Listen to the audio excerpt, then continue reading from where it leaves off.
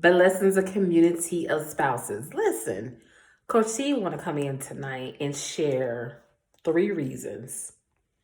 3 reasons I did not leave my spouse when difficult times came. 3 reasons. And the Lord placed this in my spirit on this evening because I had a flashback. And originally I wanted to title this video Run, Wife, Run. Because I think sometimes people misjudge even the Christian person as if we supposed to live this perfect life and we are so perfect and we don't make any mistakes and we have everything together. That is so not true. That is so far from true. They almost act as if we're not supposed to have temptations, desires, as if the enemy does not come for us either. But he does, okay? He does. And so I know people have heard the saying of, when you see a nice looking person, it's okay to look, this and that and the other. I beg to differ, okay? I beg to differ because looks sometimes can be, you gotta be real careful with that. And so I was reminded of this time just, through conversation and having a conversation this evening. And I thought about this time where I was, in this store and, I seen a nice looking, gentleman or whatever. And I remember like, it had to be just like that. And what I thought about at that time is I remember when I was separated from my husband, how I had to do that a lot. Like,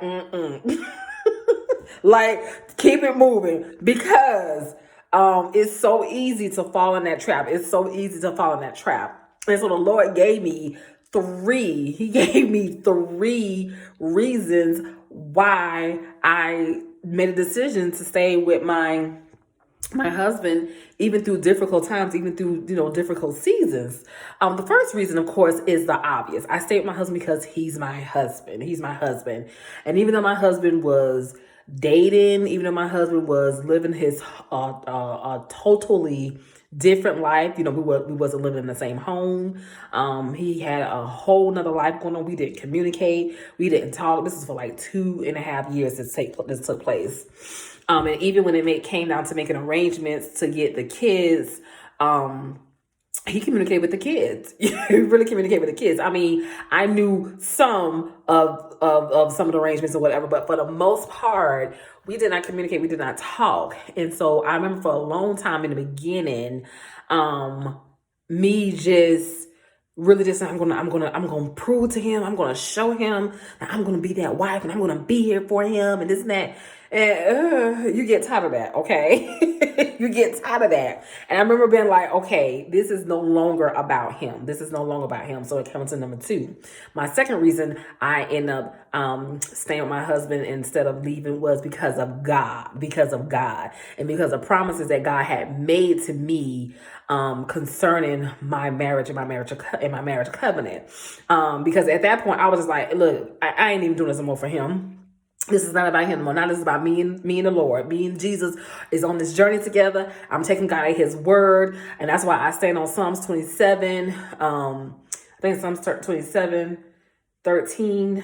Psalms 27, where it said, I would have lost heart. It's in Psalms. I would have lost heart unless I would have believed that I would see what God had promised me in the land of the living, that I would see it. And that Bible verse I stood on that verse because, of course, when you see your spouse dating someone else and living a whole nother life and not even thinking about you, you can't see what God is doing. You can't even see what God is saying. And God's telling you, don't worry about it. Hang in there, stay in there, keep going. I got this. You're like, Jesus, this not adding up right now. And so that was one of my second reasons for, just continuing to go on. Got this pimple on my face. For continuing to go forward. And then the third reason,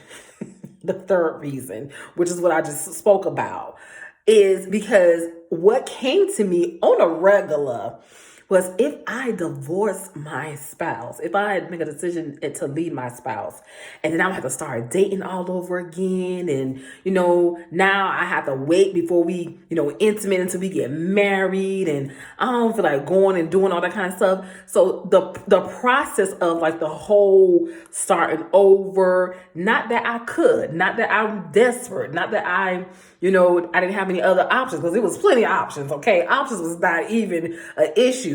It was more harder trying to stay away from them options than to go after those options. And so one of the things that also kept me grounded during that time of separation from my spouse was just, if I divorce my spouse, I'm gonna have to start all over again. I'm not gonna be able to just go and hop in somebody's, be with somebody right away after that. I have to marry that person all over again. I'm a Christian woman. I can't go back to what I used to do. I can't go back to what I used to know. And so it was almost like, well, if I was a single person, I would have to, live a life of, being single and not being intimate. So I might as well just stay married.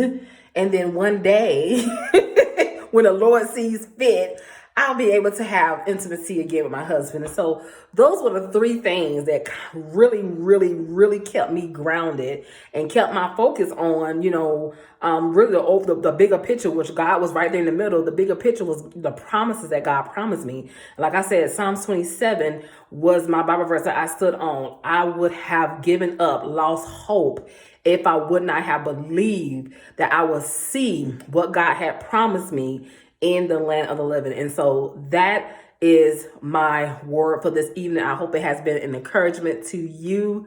Blessings.